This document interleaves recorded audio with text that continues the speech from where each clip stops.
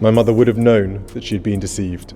She was failed not just by a rogue reporter, but by leaders at the BBC who looked the other way rather than asking the tough questions. Behind the walls of Buckingham Palace, something has snapped. Not cracked, not weakened, snapped. The silence between two brothers has become louder than any royal announcement, and now whispers of a private DNA report are circling through palace corridors like smoke no one can clear. This is no ordinary family disagreement. This is a battle over bloodlines, titles, inheritance, and power. And standing right in the middle of it all is Meghan Markle, blindsided by a storm she may never have expected. Because if Prince William has truly made his move, then everything changes. For years, the public saw polished smiles, staged appearances, and carefully chosen words. But behind those gates, resentment was growing like a fire hidden under velvet carpets. William and Harry, once inseparable after the loss of Princess Diana, are now said to be barely able to speak without tension flooding the room. And when family wounds mix with royal duty, the fallout becomes dangerous. Then came the rumor that sent shockwaves through royal watchers everywhere. A private DNA review had allegedly entered palace discussions. Why now? Why this moment? Why when the family is already fractured beyond repair? Sources claim Meghan has become deeply anxious over what happens the day William becomes king, because once that crown lands on his head, he may hold the authority to redraw the rules of royal status. And insiders insist Meghan fears one thing above all else: losing the Duchess of Sussex title that has defined her public identity since marrying Harry. That title is not just ceremonial, it is branding, influence, legacy. And if it disappears, so does a huge piece of her royal power. Then came the warning shot no one could ignore. King Charles reportedly stripped Prince Andrew of remaining honors in a move many saw as ruthless modernization. But palace insiders whisper something more explosive: that William strongly supported the decision. If true, then the message was chillingly clear: no one is untouchable anymore. Not disgraced uncles, not rebellious sons, not controversial duchesses. Meghan reportedly saw it for what it was: a signal from the future king that sentiment would no longer protect anyone. And Meghan, according to insiders, is not waiting quietly. Legal teams, historical precedents, constitutional experts, every possible defense is said to be under review. Because if the palace thinks she will surrender the title without a fight, they may be badly mistaken. Meghan has built a career defying expectations, surviving media wars, and turning controversy into currency. If this becomes a legal showdown between the Duchess and the future king, it would be one of the most sensational royal battles in modern history. But then came the morning that changed the atmosphere inside Buckingham Palace forever. Palace staff described corridors so quiet it felt unnatural. Phones stopped. Offices froze. Air thick with anticipation. Then from behind closed doors, William allegedly gave a two-word order: release it. Those words detonated across the monarchy. Within minutes, statements were circulating. Within hours, the internet was on fire. Within a day, camps had formed: Team William versus Team Sussex. And here is what makes it so cold: the timing was strategic. Released before dawn in London, while American audiences slept and Meghan's camp would be slower to respond. 6 precious hours for palace loyalists to dominate the narrative before any counterattack. That is not emotion. That is calculation. That is chess played at royal level. One insider described William the night before as eerily calm. No anger, no shouting, just finality, as if he had already buried the relationship with Harry in his mind. But what pushed him there? Some say a classified report detailed repeated leaks, protocol breaches, and manipulation of royal narratives. Others whisper of private recordings, text messages, damaging exchanges hidden from public view. Whatever the truth, one thing seems certain: William believes the institution itself is under threat. And when a future king decides the crown matters more than personal feelings, family becomes collateral damage. Then the story turned darker. Investigators reportedly noticed strange financial trails tied to discrete private facilities, mysterious shell companies, offshore structures, and money moving through layers designed to hide the final beneficiary. Jersey, Delaware, Swiss trusts, the kind of network that sounds less like family drama and more like an international thriller. Was it legitimate privacy, aggressive wealth management, or something far more troubling? Even inside the palace, questions reportedly multiplied faster than answers. And then came the emotional bombshell: Princess Diana's trust fund, the one legacy both brothers carried like sacred ground.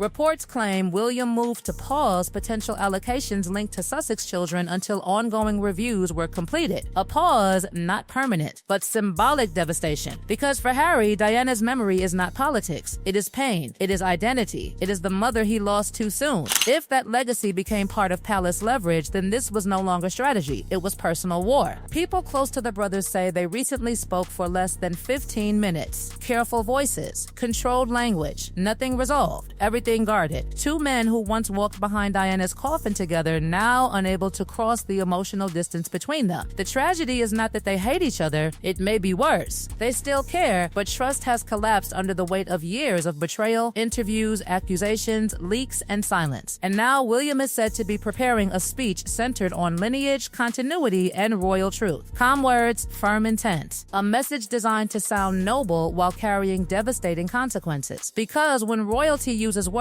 like continuity, they often mean control. When they speak of truth, they often mean authority. And when they invoke duty, someone usually pays the price. Then, just as the palace tried to hold its silence, a leaked flight manifest appeared online. A private jet landing not at Heathrow, but RAF Northolt, the military airfield used for secure arrivals. On board Prince Harry and two young dependents, Archie and Lilibet. Meghan's name absent. That absence screamed louder than any statement. 3 black Range Rovers reportedly waited on the tarmac. Senior officials present. Highest level coordination. This was no casual visit. This was a royal emergency in motion. Harry stepped off first, carrying exhaustion on his face. Then he turned back. 2 small figures appeared at the top of the stairs. Archie and Lilibet descending into the cold London air, visible to the nation that had barely seen them. In that single moment, the drama shifted. No legal memo, no Dina rumor, no title dispute could compete with 2 children arriving to meet the grandfather who was also king. Suddenly, the crisis was no longer abstract. It had faces. It had innocence. It had consequences. Now the palace waits on decisions that could reshape the House of Windsor. Recognition or rejection. Reconciliation or permanent rupture. Restoration or exile. And Meghan Markle, once an outsider entering a fairy tale, now stands in the center of one of the most combustible royal confrontations in decades. But the real mystery remains unsolved. Is William protecting the monarchy or destroying his family to save it? The world thought the plane landing was the climax. It was not. It was only the opening move of a far more dangerous endgame. Because once Harry returned to British soil with Archie and Lilibet beside him, Buckingham Palace was forced into something it fears most: human emotion disrupting institutional control. Suddenly, what had been whispered as a cold dispute over titles, lineage, reports, and palace authority became a living family drama unfolding in real time. Cameras were everywhere. Reporters were breathless. And inside those palace walls, panic was rising. Meghan Markle's absence from that manifest became its own earthquake. Why was she not there? Was it strategy? Separation of fronts? A deliberate message that Harry would handle the bloodline issue while she stayed back to prepare another response? Or was it something even deeper? A sign that trust inside the Sussex camp was straining under unbearable pressure. Royal watchers noticed immediately that when silence surrounds Meghan, it usually means something major is being planned behind the scenes. She has never been passive in crisis, and those who underestimate her often regret it later. Inside palace circles, the arrival of the children reportedly changed the mood overnight. Some advisors believed it softened Charles instantly. Others feared it complicated William's harder stance. Because how do you speak publicly about constitutional continuity while 2 innocent children carrying royal blood are sleeping just miles away?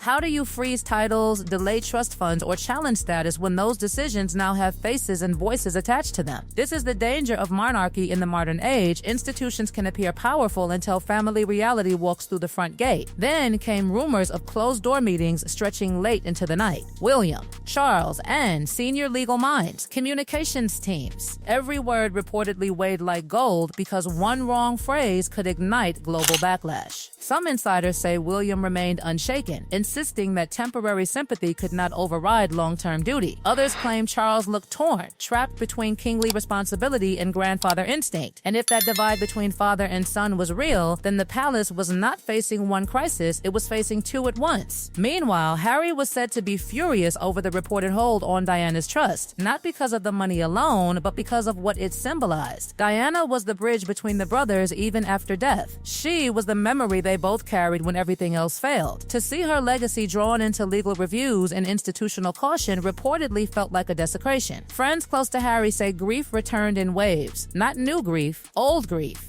the kind that never fully leaves, only waits for another wound to wake it up again. And Meghan from California was reportedly monitoring every development with legal precision. She had already been consulting experts, and insiders claim multiple scenarios were mapped out in advance. If titles were threatened, challenge it. If recognition was delayed, respond publicly. If children became leverage, escalate. This is what many fail to understand about Meghan. She may enter storms emotionally, but she often exits them strategically. If William believed one decisive act would silence her, he may have underestimated how prepared she had become. Outside Buckingham Palace, crowds gathered with divided loyalties. Some believed William was finally doing what had to be done, protecting the crown from chaos. Others believed Meghan and Harry had been scapegoated for years and were again being isolated to preserve old systems. That split matters more than headlines admit. Monarchies survive not only through law but through belief. If the public fractures badly enough, crowns begin to look like costumes. Then came the two possible futures everyone feared. If the commission moved toward full recognition, titles and status could stabilize, Diana's trust complications could ease, and a path to cautious reconciliation might reopen. Not friendship, not warmth, but coexistence. Yet if the ruling went the other direction, the break could become formal and permanent. Titles weakened, distance hardened. The Sussex children raised entirely outside royal identity. Two brothers separated not by argument anymore, but by official history. And here is the darkest truth beneath all of it. This battle may not really be about Meghan at all. It may be about William becoming the kind of king he believes Britain needs, and Harry refusing to become the kind of prince the palace demanded. Meghan became the symbol, the accelerant, the outsider blamed by some and defended by others. But the fracture may have existed long before she ever arrived. She did not create every crack. She may have simply exposed how deep they already were.